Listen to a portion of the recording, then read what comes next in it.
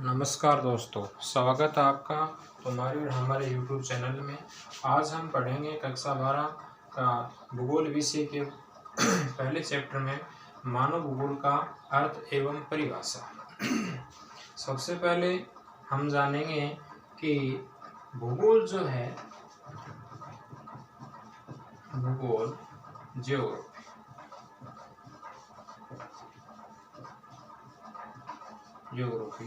Geography दो शब्दों से मिलकर बना है।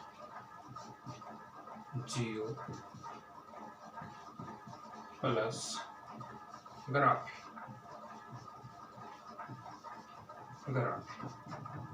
जियो प्लस ग्राफी। तो भूगोल का शाब्दिक अर्थ हम जानेंगे। जियो का अर्थ है पृथ्वी और ग्राफो का अर्थ है वर्णन करना।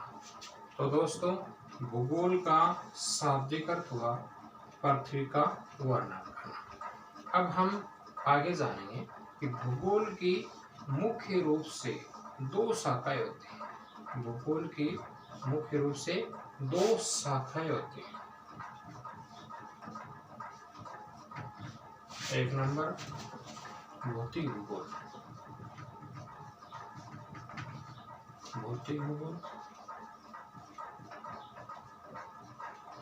नंबर दो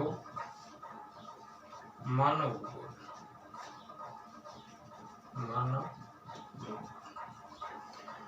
एक बार फिर से देखो, जियोग्राफी शब्द दो शब्दों से मिलकर बना है। जियो प्लस ग्राफी। जियो का अर्थ होता है पृथ्वी, ग्राफी का अर्थ होता है वर्णन करना। तो पृथ्वी के भूगोल का शाब्दिक अर्थ हुआ पृथ्वी का वर्णन करना। अब हम देखेंगे कि भूगोल की मुख्य रूप से दो शाखाएं होती हैं। एक है भौतिक भूगोल और दूसरी आपकी मानव भूगोल। भौतिक भूगोल के बारे में हम कक्षा 11 में पढ़ गए हैं और मानव भूगोल के बारे में हम कक्षा 12 में पढ़ेंगे। इससे पहले मैं आपको मानव भूगोल के बारे में बताने से पहले भौतिक भूगोल की कुछ चर्चा करता हूँ, क्योंकि आप लोगों ने थोड़ी चर्चा करेंगे कि कक्षा 11 में आपने पढ़ा था कि भौतिक भूगोल में भौतिक पर्यावरण का अध्ययन किया जाता है। भौतिक भूगोल में भौतिक पर्यावरण का अध्ययन किया जाता है। इसी के साथ आप ये भी कह सकते हो कि भौतिक भूगोल के अंदर हमारी धरातल पे दिखाई देने वाले प्राकृतिक तथ्यों का अध्ययन किया जाता है। देखो, भौतिक भूगोल की शाखाएं हम पढ़ रहे हैं। भौतिक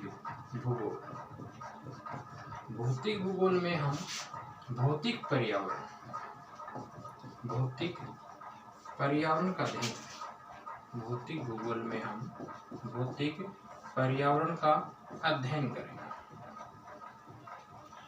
दूसरे शब्दों में आप ऐसे भी कह सकते हो कि भौतिक भूगोल के अंदर हम लोग धरातल पर दिखाई देने वाले विविध प्रकार के प्राकृतिक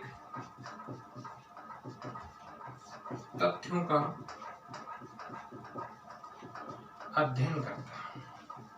प्राकृतिक तथ्यों का अध्ययन करते हैं। एक बार फिर से देखो, भौतिक भूगोल में भौतिक पर्यावरण का अध्ययन किया जाता है। दूसरे शब्दों में आप कह सकते हैं कि भौतिक भूगोल में धरातल पर दिखाई देने वाले विविध प्राकृतिक तथ्यों का अध्ययन करते हैं। देखो, जैसे भौतिक भूगोल में हम पर्वत, पठार, मैदान, नदी, जल, मिट्टी, मौसमी दशाएं, जलवायु इत्यादि का अध्ययन करते हैं। और भी बहुत सारे तथ्यों का अध्ययन करते हैं, लेकिन मुख्य रूप से अब देखो, हम अगली बात पढ़ेंगे मानव भूगोल। दूसरी शाखा आपकी मानव भूगोल।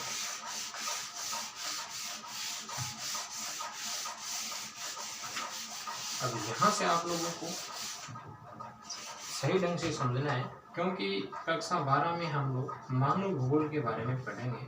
तो मानव भूगोल ये तो हमने भौतिक भूगोल तो पिछली क्लास का थोड़ा दोहराया था मानव भूगोल। दूसरी शाखा है आप लोगों की भूगोल की मानव भूगोल। देखो थोड़ा समझो कि मानव भूगोल में भौतिक पर्यावरण, मानव भूगोल में भौतिक पर्यावरण एवं सांस्कृतिक पर्यावरण एवं सांस्कृतिक पर्यावरण का संबंध, सांस्कृतिक पर्यावरण का संबंध एक बात। दूसरी बात, मानवीय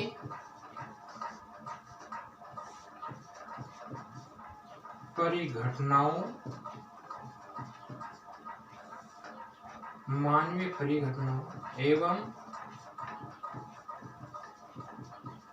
स्थानिक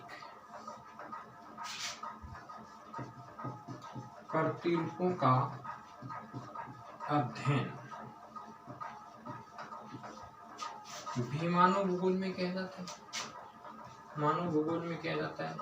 इसी के साथ संसार में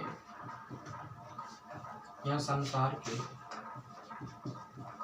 विभिन्न क्षेत्रों में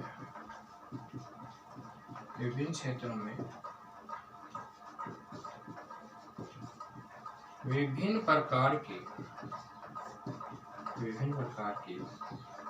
सामाजिक एवं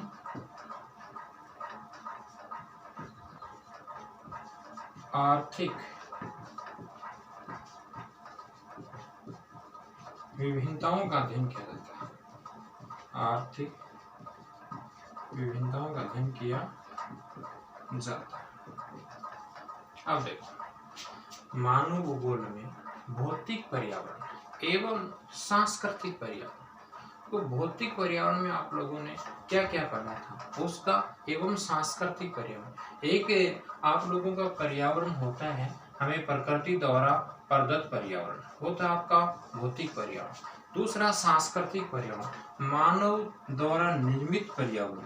इन दोनों के मध्य जो संबंध है, इस संबंध का अध्ययन हम मानव भूगोल में करते हैं। मानवीय की परिघटनाएं, स्थानीय प्रतिरूपों वितरणों का अध्ययन हम मानव भूगोल में करते हैं। संसार की विभिन्न क्षेत्रों में विभिन्न प्रकार की सामाजिक एवं आर्थिक जो विभिन्नताएं पाई जाती हैं समाजों के अंदर, अलग अलग क्षेत्रों में, अलग अलग राज्यों में, देश में, अलग अलग क्षेत्रों के अंदर जो सामाजिक आर्थिक विभिन्नताएं पाई जाती हैं, उनका अध्ययन भी हम लोग मानव भूगोल में करते हैं। इसी के साथ मानव के क्रियाकलाप हैं, परिवहन है, और आप लोगों के मानव की बस्तियां हैं, जनसंख्या वितरण है, घनत्व है, क्षेत्रफल है, मानव विकास है। आप लोगों के मानव क्रियाकलापों के साथ साथ ही आप लोगों के खनन कार्य है, और आप संसाधनों का वितरण है, कृषि है। इन सभी का अध्ययन हम लोग मानव भूगोल में करते हैं।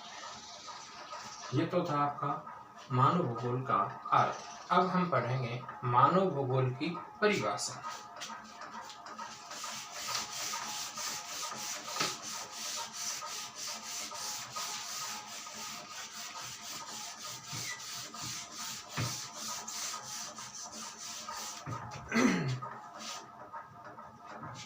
परिभाषा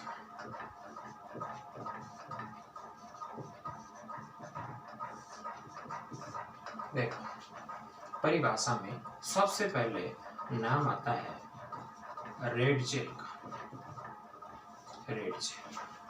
रेडजेल ने एक पुस्तक लिखी थी। रेडजेल ने एक पुस्तक लिखी थी। उस पुस्तक का नाम था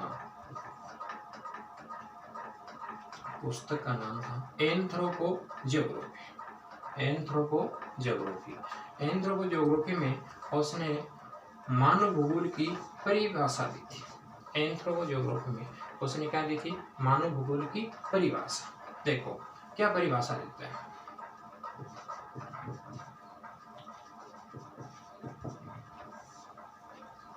परिभाषा देता है, और रेडजेल कहता है कि मानव भूगोल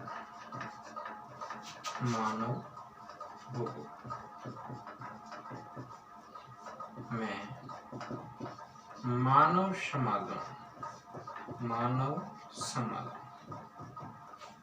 एवं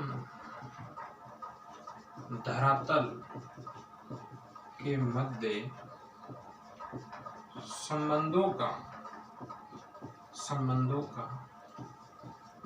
संश्लेषित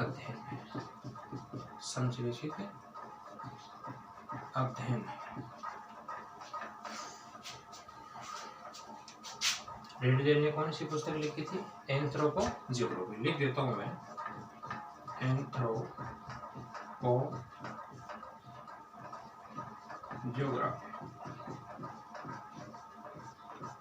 और इस एंथ्रोपोजियोग्राफी पुस्तक के अंदर रेडजेल ने परिभाषा दी है मानव भूगोल की। मानव भूगोल में मानव समाजों एवं धरातल के मध्य संबंधों का संश्लेषित अध्ययन है, जोड़ा हुआ अध्ययन है, सटाया हुआ अध्ययन है। यानी कि कुल मिला के हम कह सकते हैं कि जब मानव भूगोल के अर्थ में आपने पढ़ा था कि भौतिक पर्यावरण और आपका सांस्कृतिक पर्यावरण के बीच जो संबंध है, उस संबंध का अध्ययन हम लोग मानव भूगोल में करते हैं। वही बात यहाँ पर रेडजेल बता रहा है कि मानव है, मानव का पूरा समाज है, और मानव का जो समाज है वो समाज का हमारे धरातल के साथ क्या संबंध है, किस प्रकार मानव धरातल का सदुपयोग करके अपनी क्रियाकलाप करता है, अपनी आजीविका चलाता है।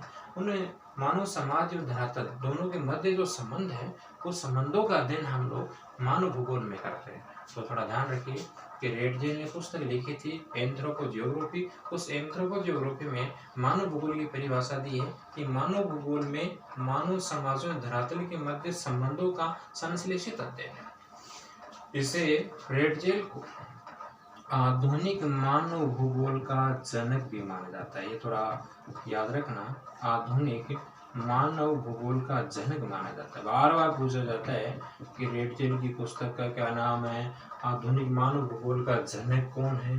तो ध्यान रहे, आधुनिक मानव भूगोल का जनक रेडजेल को माना जाता है, रेडजेल को माना जाता है। और इसकी परिभाषा भी बार बार पूछी जाती है परीक्षा में कि रेडजेल के अनुसार मानव भूगोल को परिभाषित कीजिए, या फिर ऐसे पूछा जाता है कि मानव भूगोल में मानव समाजों एवं धरातल के मध्य संबंधों का संश्लेषित अध्ययन है। ये परिभाषा किसने दी है? तो आपका उत्तर होगा रेडजेल।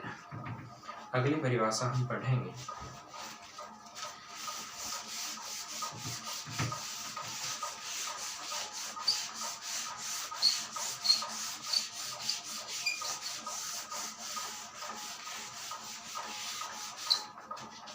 अगली परिभाषा अमेरिका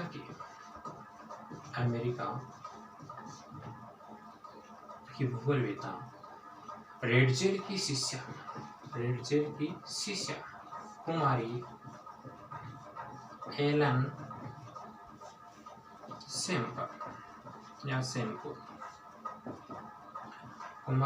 सेम्पुल परिभाषा देती है, जो रेडजेल की शिष्या थी, अमेरिका की है, कुमारी एलन सेम्पुल। और ये कहती है कि मानव भूगोल में चंचल मानव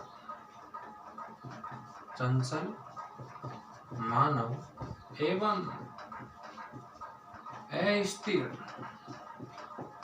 पृथ्वी के मध्य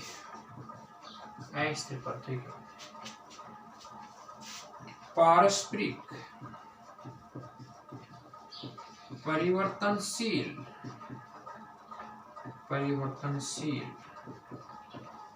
संबंधों का अध्ययन है। बहुत अच्छी परिभाषा दी है सेम्पुल ने, कुमारी एलन सेम्पुल ने, कि चंचल मानव चंचल है, मानव क्रियाशील है। आप इसको क्रियाशील भी बोल सकते हो, मानव क्रियाशील है, चंचल है। अस्थिर पृथ्वी, अस्थायी पृथ्वी बोल सकते हो इसे।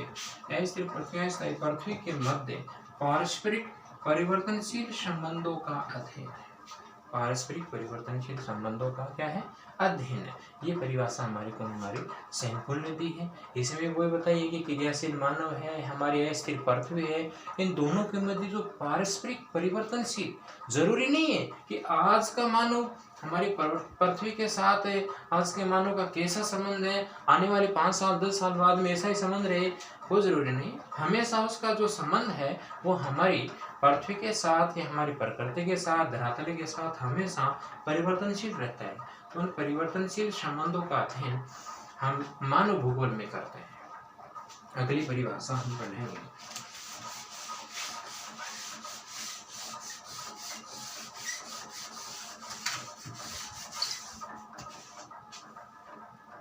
डिकेन एवं पिट्स के अनुसार, बहुत अच्छी परिभाषा दी है इस बंदे ने। डिकेन एवं पिट्स के अनुसार, डिकेन एवं पिट्स के अनुसार मानव भूगोल की परिभाषा, देखो कितनी अच्छी परिभाषा दी है। डिकेन एवं पिट्स कहते हैं कि मानव भूगोल में मानव एवं उसके कार्यों को समाविष्ट किया जाता है, समाविष्ट किया जाता है। ये परिभाषा दी है डिकेन एवं पिट्स ने। कह रहा है कि मानव भूगोल में मानव एवं उसके कार्य, यानी कि मानव को स्वयं को और उसके कार्यों को शामिल किया जाता है या समाविष्ट किया जाता है। उसका अध्ययन हम लोग किस में करते हैं, मानव भूगोल में करते हैं, समाविष्ट किया जाता है।